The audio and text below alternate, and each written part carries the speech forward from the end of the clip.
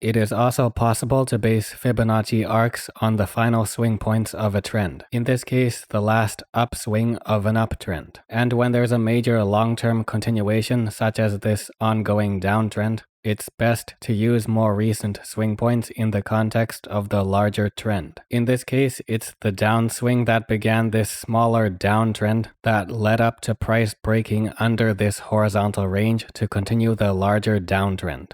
And as usual, there's a tendency for more significant opposition to the trend nearing those final arcs. Now with the firm halt to the drop in price, a stable uptrend has begun to take hold. One of the first choices would be to base a Fibonacci arc on the first upswing point. Since it's a smaller Fibonacci arc, it's good to see that preferred characteristic of the reversal candles being mostly contained within the first arc. And although it's a volatile period with large candles, short-term price action still follows the curvature of the arcs, to an extent showing short-term resistance and support. During the rapid formation of sharp swing points within the neutral to increasingly bullish range. In addition, we see continuation characteristics at some contact points with the arcs, specifically flatter price action and/or large breakouts. While it is possible to base arcs on these continuation points,